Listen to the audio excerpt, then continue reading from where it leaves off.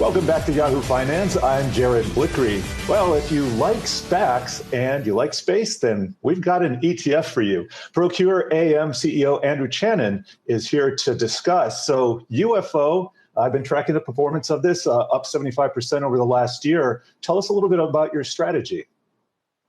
So UFO looks to invest in predominantly pure play space companies. At least 80% of the underlying index invest in companies driving at least 50% of their revenues from space-related activities, businesses, and services, while still leaving up to 20% of the fund to be able to invest in some of these more diversified, think aerospace and defense names like your Lockheeds and Boeings that are also major players in the space industry, but not necessarily a pure play company.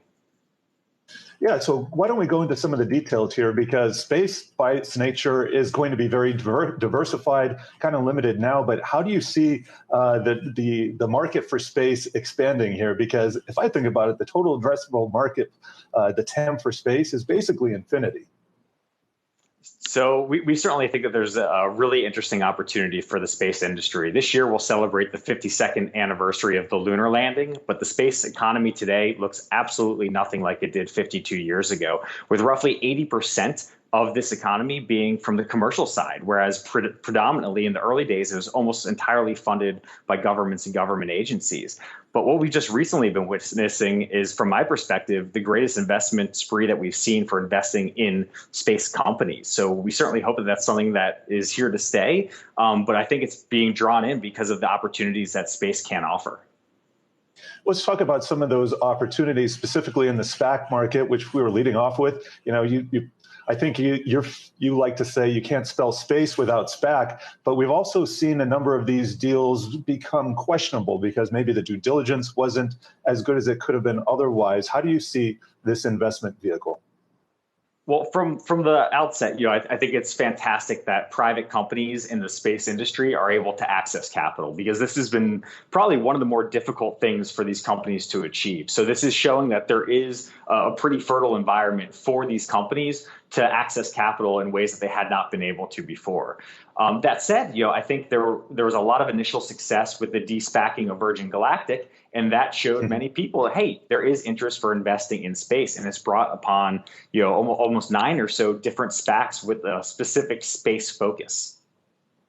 And what are some of these names that are coming out? I mean, SpaceX comes to my mind. That would be the mega offering here. I don't know if they would do it by a SPAC or what have you, but what are some of the ones that you're seeing in the pipeline right now? Yeah, so ones that have been announced are companies like Rocket Lab and Astra and Redwire, Momentous. These names haven't de-SPACed yet, though, so they're still in this process of both. You need the shareholders to actually approve of that, but there are some other potential hurdles for getting these deals done that you might not necessarily see in other industries, predominantly from the government and military side, due to some of these being highly important from an intelligence or a defensive standpoint from a national perspective. Yeah, it's pretty interesting. And I just want to ask you, as an ETF manager, how you've gone about managing your particular positions. Cathie Wood, ARK Invest, kind of famously has been having some liquidity issues just because of the sheer size. I think a lot of people would like to have that problem. But just as an ETF manager, what have you noticed in the day-to-day goings-on that's changed over the last year? Well, certainly we've known a significant uptick in volume in UFO, as well as a growth in assets, having raised almost roughly $100 million in assets this year alone into UFO. But, we haven't seen these pre-mentioned liquidity issues yet, and certainly any fund that takes on an astronomical amount of assets in a very short time could be subject to certain liquidity issues. But the average market cap of a holding in UFO is fairly large, and there's been very little impact due to inflows or outflows on any given day to the underlying holdings. But it's something that our fund is a passive fund, so it follows a passive index. And they have different metrics for companies in there. So looking at minimal size market caps and daily trading values as some of the pre-requirements to be included actually in the underlying index. So these are all things that are being taken into account by the index provider.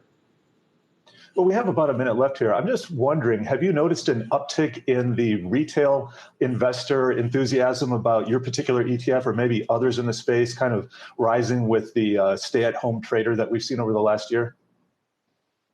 Yeah, we've seen a wide range of demand from both institutions as well as retail investors. And I think, when looking specifically at UFO in the space industry, this is something that had previously been, fairly difficult for investors to get a pure play exposure to because, there are only so many companies. But this ETF offers a global perspective. So you're able to get access to some of these companies that would be very difficult for most investors to get access to. But seeing some of these trends like, big data, 5G, Internet of Things, cloud computing that are becoming extremely reliant on space-based infrastructure, people are starting to realize the importance that space plays in their everyday lives, and we're glad that they're coming to UFO as a solution for them. Andrew Chanin, CEO of ProcureAM, thank you for joining us.